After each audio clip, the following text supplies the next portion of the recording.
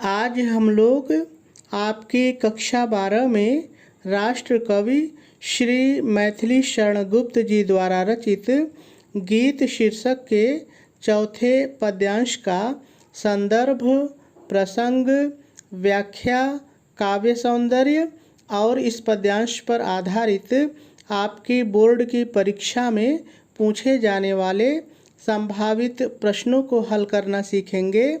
लेकिन सबसे पहले हम लोग हमेशा की तरह इस पद्यांश में जितने भी शब्द आए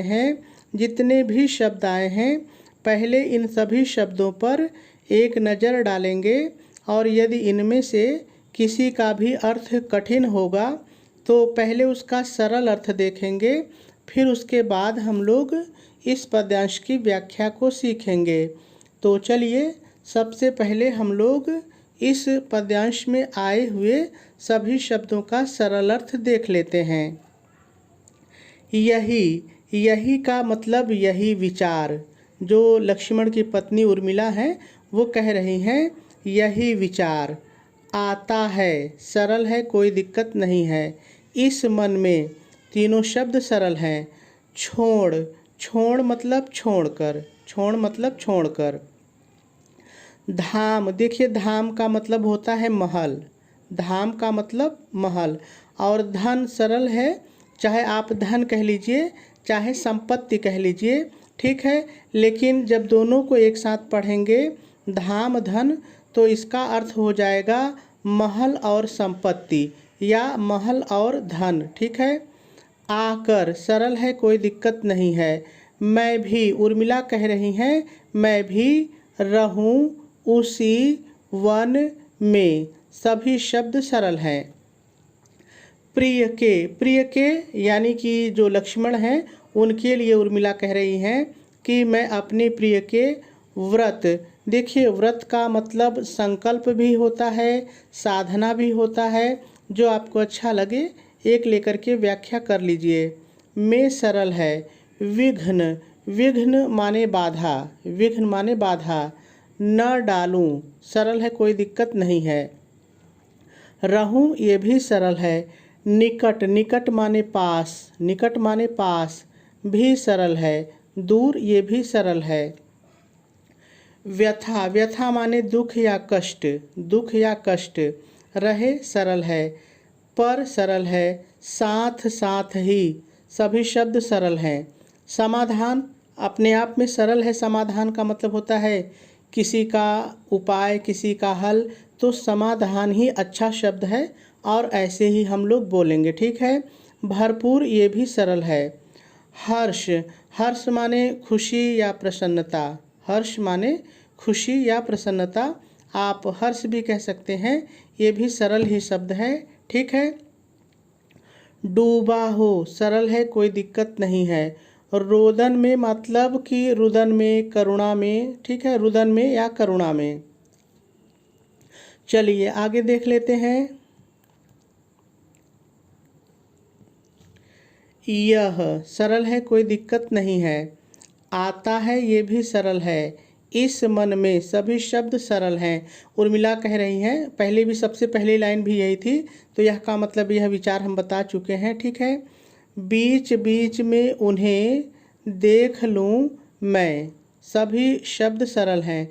झुरमुट का मतलब होता है झाड़ी। झुरमुट माने झाड़ी। की सरल है।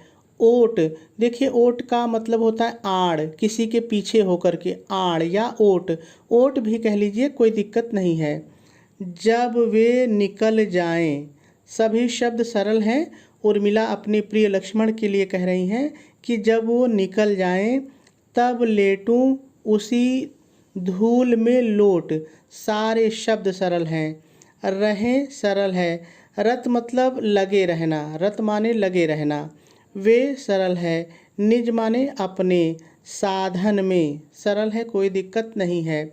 यही आता है इस मन में, कई बार ये लाइन आ रही है, बार बार जो बातें उर्मिला के मन में आ रही हैं वही कवि कह रहे हैं कि उर्मिला के मन में बार बार यही आता है। अलग अलग चीज़ें आती हैं, हम लोग व्याख्या में देखेंगे। जाति सरल है, वो कह रहे हैं कि जाते जाते मतलब जाते जाते। गाती गाती मतलब गाते गाते, गाते गाते। कह जाऊँ सरल है, कह जाऊँ कोई दिक्कत नहीं है। यह बात ये भी सरल है। धन के पीछे सरल है, कोई दिक्कत नहीं है। जन माने लोग, जन माने लोग। जगती में मतलब संसार में, जगत माने संसार होता है, तो जगती में माने संसार में। उचित नहीं, सरल है, कोई दिक्कत नहीं है। उत्पात, देखिए उत्पात के कई अर्थ होते हैं। संघर्ष करना भी होता है, खून खराबा भी करना होता है, लेकिन आप उत्पात ही कहिए, बहुत ही प्यारा शब्द है और आप अक्सर मचाते रहते हैं उत्पात, तो यही है, ठीक है। प्रेम की ही जय, जय जय को बदल के आप विजय कह सकते हैं, ठीक है, विजय। जीवन में सरल है, यही आता है इस मन में। सभी शब्द सरल हैं, तो सभी शब्दों का सरल अर्थ हम लोगों ने देख लिया। अब हम लोगों को इस पद्यांश की व्याख्या सीखनी है, लेकिन व्याख्या सीखने से पहले चलिए हम लोग थोड़ा सा इसका संदर्भ और प्रसंग लिख लेते हैं, फिर उसके बाद हम लोग इसकी व्याख्या को सीखते हैं, क्योंकि आपके बोर्ड के पेपर में संदर्भ और प्रसंग भी लिखने के लिए आता है। तो चलिए सबसे पहले हम लोग संदर्भ लिख लेते हैं। आप संदर्भ हेडिंग डालेंगे, डैश डालेंगे और डैश डाल करके लिखेंगे प्रस्तुत पद्यांश हमारी पाठ्य पुस्तक हिंदी। देखिए मैं बार बार बताता हूँ कि यदि आप कला वर्ग के विद्यार्थी हैं तो हिंदी ही लिखेंगे, क्योंकि आपकी जो किताब चलती है उसका नाम हिंदी है। लेकिन यदि आप विज्ञान वर्ग के हैं तो आप लिखेंगे सामान्य हिंदी के काव्य खंड में संकलित गीत शीर्षक से उद्धृत है। इसके रचयिता राष्ट्र कवि मैथिली शरण गुप्त जी हैं। यह पद्यांश उनके महाकाव्य साकेत से लिया गया है। पूर्ण विराम लगा देंगे और आपका संदर्भ पूरा हो जाएगा। चलिए अब हम लोग प्रसंग लिख लेते हैं। आप प्रसंग हेडिंग डालेंगे, डैश डालेंगे और डैश डाल करके लिखेंगे प्रस्तुत पद्यांश में उर्मिला ने महल और धन संपत्ति को त्याग कर अपने प्रिय के साथ वन में निवास करने की इच्छा व्यक्त कर रही हैं। पूर्ण विराम लगा देंगे और आपका प्रसंग भी पूरा हो जाएगा। चलिए अब हम लोगों को इस पद्यांश की व्याख्या सीखनी है, लेकिन व्याख्या सीखने से पहले थोड़ा सा हम लोग ये जान लेते हैं कि आखिर इस पद्यांश में है क्या। तो व्याख्या समझना हम लोगों के लिए बहुत ही आसान हो जाएगा। देखिए बहुत ही सरल पद्यांश है।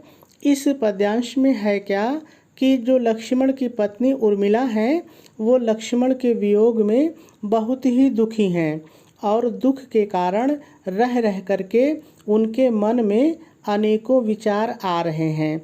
जैसे उनके मन में यह विचार आता है कि मैं इस महल और संपत्ति को छोड़ करके जंगल में वहीं पर जा कर के रहूं जहां पर मेरे प्रियतम रह रहे हैं, और मैं उनके इतना पास रहूं कि मुझे उनका दर्शन मिलता रहे। और साथ ही साथ वो ये भी कहती हैं कि मैं उनसे इतनी दूर भी रहूं कि मेरे कारण मेरे प्रिय के साधना में कोई भी बाधा न आए।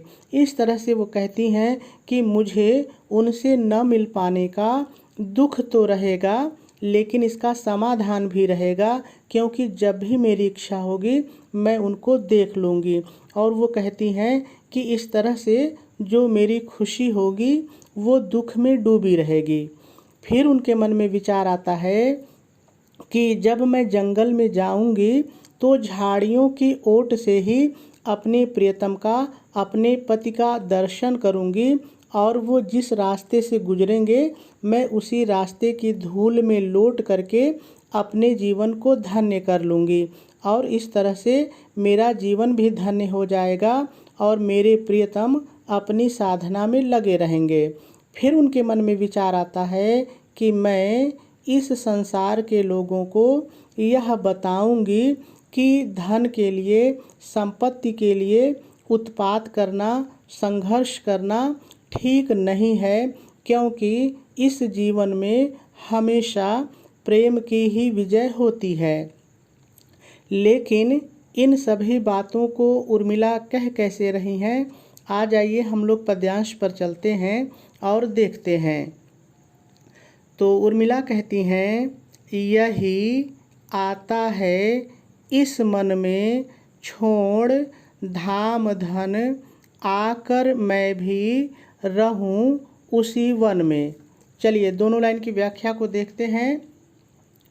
तो पति के विरह में दुखी उर्मिला अपने प्रिय के पास जाने की इच्छा व्यक्त करती हुई कहती है कि अब आ जाइए पद्यांश पर।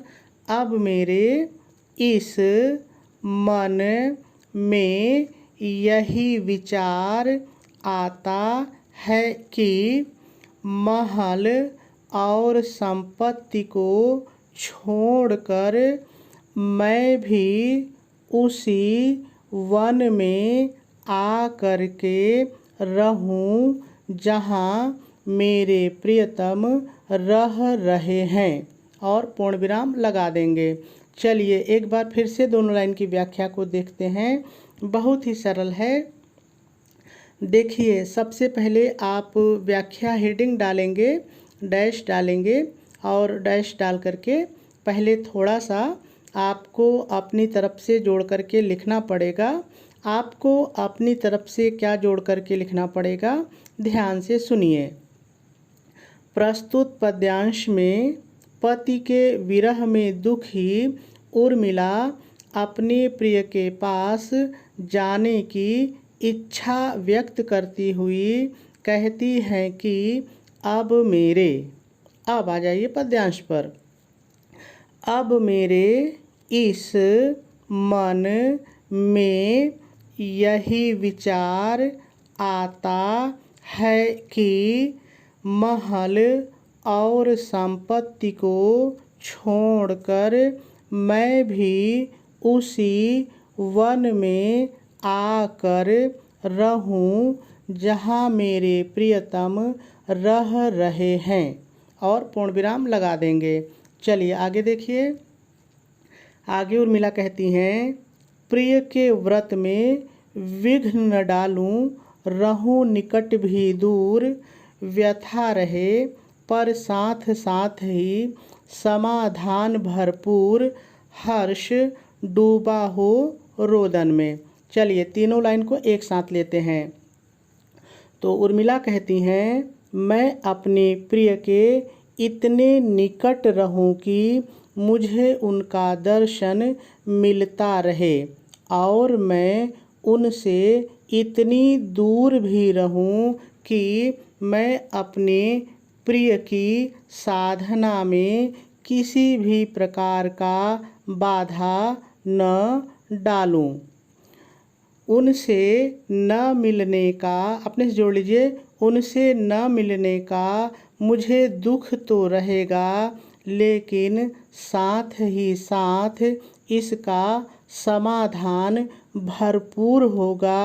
अर्थात जब भी मेरी इच्छा होगी मैं उनके दर्शन प्राप्त करती रहूँगी, और इस प्रकार से मेरी खुशियाँ रोदन में डूबी होंगी, और पूर्ण विराम लगा देंगे। एक बार फिर से देखिए, बहुत ही सरल है, बस आप भाव समझ लीजिए, वाक्य अपने से बनाइए। मेरा ही वाक्य आप बनाएं बिल्कुल भी ज़रूरी नहीं है। तो देखिए क्या कहती हैं उर्मिला। उर्मिला कहती हैं कि मैं अपने प्रिय के इतने निकट रहूं कि मुझे उनके दर्शन मिलते रहें, लेकिन मैं उनसे इतनी दूर भी रहूं कि मैं अपने प्रिय की साधना में किसी भी प्रकार की बाधा न डालूं। उनसे न मिलने का दुख तो मुझे रहेगा, लेकिन साथ ही साथ इसका समाधान भी भरपूर होगा। अर्थात जब भी मेरी इच्छा होगी मैं उन्हें देख लूँगी, मैं उनके दर्शन करती रहूँगी। इस तरह से मेरा हर्ष, मेरी खुशियाँ दुख में डूबी होंगी। पूर्ण विराम लगा देंगे और इसकी व्याख्या पूरी हो जाएगी। चलिए आगे देखते हैं।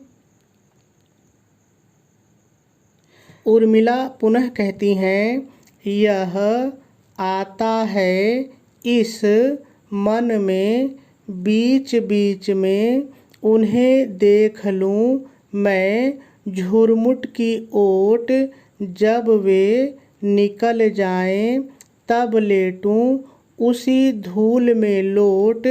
रहें रत वे निज साधन में। चलिए इतने की व्याख्या देख लेते हैं।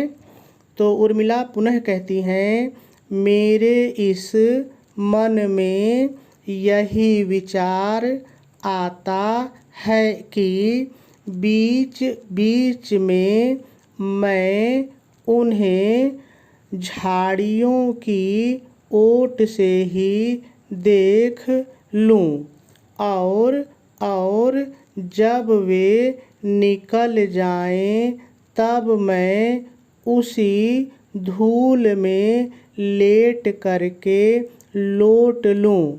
इस प्रकार से मुझे उनके दर्शन भी मिल जाएंगे और वे अपनी साधना में लगे रहेंगे। और पूर्ण विराम लगा देंगे। चलिए एक बार फिर से देखते हैं। बहुत ही सरल है, बस आप मेरी कलम देखिएगा। तो देखिए उर्मिला कहती हैं, मेरे इस मन में यही विचार आता है कि बीच बीच में मैं उन्हें झाड़ियों की ओट से देख लूँ और जब वे निकल जाएं तब मैं उसी धूल में लेट कर लोट लूँ। इस तरह से मुझे उनके दर्शन हो जाएंगे और वे भी अपनी साधना में लगे रहेंगे। और पूर्ण विराम लगा देंगे। चलिए आगे देखिए। आगे उर्मिला फिर से कहती हैं, यही आता है इस मन में, जाती जाती गाती गाती कह जाऊं यह बात। धन के पीछे जन जगती में उचित नहीं उत्पात। प्रेम की ही जय जीवन में, यही आता है इस मन में। उर्मिला पुनः कहती हैं, जैसे जैसे पैराग्राफ चेंज होगा आप भी पैराग्राफ चेंज करके लिखिएगा, ठीक है। तो उर्मिला कहती हैं, मेरे इस मन में यही विचार आता है कि जाते जाते गाते गाते मैं यह बात बता जाऊं कि इस संसार में धन के पीछे ऐ लोगों उत्पात करना उचित नहीं है, क्योंकि इस जीवन में हमेशा प्रेम की ही जय होती है या विजय होती है। मेरे इस मन में यही विचार आता है।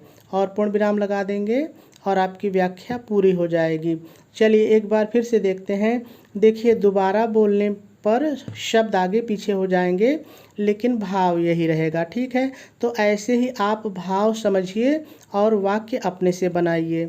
तो देखिए उर्मिला क्या कहती हैं, मेरे इस मन में यही विचार आता है कि जाते जाते गाते गाते मैं यह बात कह जाऊं या बता जाऊं कि इस संसार में धन के पीछे ऐ लोगों उत्पात करना उचित नहीं है, क्योंकि इस जीवन में हमेशा प्रेम की ही विजय होती है।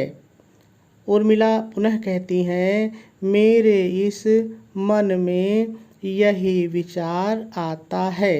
पूर्ण विराम लगा देंगे और आपकी व्याख्या पूरी हो जाएगी। अब हम लोगों को इस पद्यांश का काव्य सौंदर्य और इस पद्यांश पर आधारित आपकी बोर्ड की परीक्षा में पूछे जाने वाले संभावित प्रश्नों को हल करना सीखना है। तो चलिए पहले हम लोग इसका काव्य सौंदर्य देख लेते हैं। यदि हम लोग इस पद्यांश में रस की बात करें तो इसमें विप्रलंभ यानी कि इसको वियोग श्रृंगार भी कहते हैं। ठीक है, ये श्रृंगार है इसमें। और यदि छंद की बात करें तो यह गेय पद है। ठीक है, और यदि अलंकार की बात करें तो इसमें विरोधाभास, पुनरुक्ति प्रकाश और अनुप्रास, ये 3 अलंकार हैं। देखिए तीनों अलंकार कहाँ पर हैं, चलिए हम लोग पद्यांश पर चल कर के देखते हैं। देखिए पद्यांश में जब भी प्रश्न पूछता है तो अलंकार आने की संभावना बहुत होती है। तो चलिए हम लोग देखते हैं कि ये तीनों अलंकार हैं कहाँ पर। देखिए जब आप यहाँ पर देखते हैं धाम धन, तो यहाँ पर देखिए ध वर्ण आया है पहले और यहाँ पर भी ध वर्ण आया है, तो यहाँ पर अनुप्रास अलंकार है। ठीक है, चलिए आगे देखिए। देखिए उसी तरह से जब हम लोग यहाँ देखते हैं जन जगती में, यहाँ पर भी ज आया है और यहाँ पर भी ज आया है। जय जीवन में देखिए यहाँ पर भी ज आया है, यहाँ पर भी ज आया है, तो यहाँ पर हमको अनुप्रास अलंकार दिखाई पड़ रहा है। ठीक है, चलिए आगे देखिए। अब देखिए यहाँ पर एक शब्द आया है निकट भी दूर, तो देखिए निकट और दूर दोनों एक दूसरे के विलोम हैं, तो यहाँ पर हमको विरोधाभास अलंकार दिखाई पड़ रहा है। ठीक है, तो यहाँ पर विरोधाभास अलंकार है। 2 हो गया। अब तीसरा देखिए, देखिए यहाँ पर है साथ साथ, ध्यान दीजिएगा, साथ साथ। अब आगे देखिए, देखिए यहाँ पर है जाति जाति गाती गाती, तो आपको पता है जब एक ही शब्द एक से अधिक बार आता है और उसका अर्थ भी एक ही होता है तो वहाँ पर पुनरुक्ति प्रकाश अलंकार होता है। तो तीनों जगह पुनरुक्ति प्रकाश अलंकार है। देखिए यदि एक इसका अर्थ अलग होता, इसका अर्थ अलग होता, इसका अर्थ अलग होता, इसका अर्थ अलग होता तो यमक अलंकार हो जाता। ठीक है, लेकिन अर्थ एक ही है तो पुनरुक्ति प्रकाश। चलिए आगे देखते हैं। यदि हम लोग इस पद्यांश की भाषा की बात करें तो इसकी जो भाषा है शुद्ध परिष्कृत खड़ी बोली है, शैली इसकी मुक्तक है, गुण इसमें माधुर्य है और शब्द शक्ति लक्षणा और व्यंजना दोनों है। चलिए अब हम लोग इस पद्यांश पर आधारित पूछे जाने वाले संभावित प्रश्नों को हल करना सीखते हैं। सबसे पहले हम लोग प्रश्न की सूचना पढ़ लेते हैं कि आपके बोर्ड के पेपर में प्रश्न पूछा कैसे जाता है। तो देखिए प्रश्न इसी तरह से पूछा जाता है, आप भी मेरे साथ पढ़ लीजिए। उपर्युक्त पद्यांश को पढ़कर निम्नलिखित प्रश्नों के उत्तर दीजिए। और आपके बोर्ड के पेपर में इसी तरह से 5 प्रश्न पूछे जाएंगे। वो 5 प्रश्न जो मैंने लिए हैं इसमें से भी आ सकते हैं, इससे अलग भी हो सकते हैं, क्योंकि एक पद्यांश पर बहुत सारे प्रश्न बन जाते हैं। लेकिन इतना ज़रूर है कि यदि आपने किसी भी पद्यांश का संदर्भ, प्रसंग, व्याख्या और काव्य सौंदर्य अच्छे से समझ लिया है और थोड़ा सा आप सोचेंगे तो सभी प्रश्नों का उत्तर लिख लेंगे, आपको कहीं कोई दिक्कत नहीं होगी, क्योंकि सभी प्रश्न इन्हीं 4 चीज़ों पर आधारित होते हैं। तो चलिए यहाँ पर जो मैंने 5 प्रश्न लिए हैं उनको हल करने का प्रयास करते हैं। तो पहला प्रश्न आपसे पूछ रहा है, प्रस्तुत पद्यांश के शीर्षक एवं कवि का नाम लिखिए। तो देखिए जब भी शीर्षक और कवि का नाम लिखने के लिए आए तो इसका उत्तर आपको संदर्भ से मिल जाता है। तो आप लिखेंगे कैसे, देखिए आप उत्तर डालेंगे और डैश डाल करके लिखेंगे, प्रस्तुत पद्यांश के शीर्षक का नाम गीत और कवि का नाम मैथिली शरण गुप्त है। ठीक है, और इसका उत्तर पूरा हो जाएगा। ध्यान क्या देना है, यदि आप चाहें तो ये जो गीत शीर्षक है और जो कवि का नाम है इसको काले रंग की पेन से और सिंगल इन्वर्टेड कामा में लिखिएगा। ठीक है, चलिए अगले प्रश्न पर चलते हैं। अगला प्रश्न आपसे पूछ रहा है, जाती जाती गाती गाती कह जाऊं यह बात। ये कविता की लाइन है। और साथ साथ समाधान भरपूर, ये भी कविता की लाइन है। प्रश्न आपसे कह रहा है कि इस पंक्ति में कौन सा अलंकार है। तो देखिए मैंने बताया है, आप उत्तर डालेंगे, आप यहाँ पर उत्तर डालेंगे। ठीक है, मैं भूल गया हूँ, उत्तर डाल के लिखेंगे, उपर्युक्त पंक्ति में साथ साथ, जाती जाती और गाती गाती शब्दों की पुनरावृत्ति होने के कारण पुनरुक्ति प्रकाश अलंकार है। ठीक है, और इसका उत्तर भी हो जाएगा। चलिए अगले प्रश्न पर चलते हैं। अगला प्रश्न आपसे पूछ रहा है, प्रस्तुत पद्यांश में उर्मिला ने संसार के लोगों को क्या संदेश दिया है। तो बहुत ही सरल है। देखिए आप उत्तर डालेंगे और डैश डाल करके लिखेंगे, प्रस्तुत पद्यांश में उर्मिला संसार के लोगों को संदेश देती हुई कह रही है कि हे संसार के लोगों, धन के लिए इस संसार में उत्पात करना उचित नहीं है, क्योंकि जीवन में हमेशा प्रेम की ही विजय होती है। पूर्ण विराम लगा देंगे और इसका उत्तर भी पूरा हो जाएगा। चलिए अगले प्रश्न पर चलते हैं। अगला प्रश्न आपसे पूछ रहा है, उर्मिला वन में जाकर अपने प्रिय, देखिए यहाँ पर थोड़ा सा ध्यान दीजिए, प्रश्न दो तरह से पूछेगा, या तो अपने प्रिय पूछेगा या लक्ष्मण पूछेगा, तो दोनों का उत्तर एक ही रहेगा। और देखिए जब उत्तर लिखेंगे, अगर प्रिय रहेगा तो प्रिय लिखेंगे और लक्ष्मण रहेगा तो लक्ष्मण लिखेंगे, दोनों नहीं लिखेंगे। ठीक है, तो चलिए इसका उत्तर देखते हैं। आप उत्तर डालेंगे, डैश डाल करके लिखेंगे, उर्मिला वन में जाकर अपने प्रिय के निकट रहते हुए भी उनसे दूर रहने के लिए इसलिए कह रही है कि जिससे उनके प्रिय की साधना में कोई बाधा न पहुँचे और वो उनके दर्शन भी करती रहें। पूर्ण विराम लगा देंगे और इसका उत्तर भी पूरा हो जाएगा। चलिए अगले प्रश्न पर चलते हैं। अगला प्रश्न आपसे पूछ रहा है, रेखांकित अंश की व्याख्या कीजिए। तो चलिए पहले हम लोग देख लेते हैं कि रेखांकित अंश है कहाँ पर। तो देखिए आपको दिखाई दे रहा है, ऊपर दो लाइन है जिसके नीचे रेखा खींची गई है। हमको इसी की व्याख्या करनी है, लेकिन ध्यान रहे पेपर बनाने वाला कविता में कहीं भी लाइन खींच सकता है और जहाँ भी वो लाइन खींचेगा उसकी व्याख्या आपको करनी होगी। तो ऐसे में आपको पूरी व्याख्या तैयार रखनी है और जहाँ भी लाइन खींचे उसकी व्याख्या आपको कर देनी है। तो चलिए इसका उत्तर हम लोग देखते हैं कैसे लिखेंगे। तो देखिए आप उत्तर हेडिंग डालेंगे, डैश डालेंगे और डैश डाल करके लिखेंगे, रेखांकित अंश की व्याख्या। हेडिंग डाल लेंगे, रेखांकित अंश की व्याख्या, और डैश डाल करके लिखेंगे, प्रस्तुत रेखांकित अंश में पति के विरह में दुखी उर्मिला अपने प्रिय के पास जाने की इच्छा व्यक्त करती हुई कहती है कि अब मेरे मन में यही विचार आता है कि मैं भी महल और संपत्ति को छोड़कर अपने प्रिय के पास उसी वन में रहूं जहां मेरे प्रिय निवास कर रहे हैं। ठीक है, और इसका उत्तर भी पूरा हो जाएगा।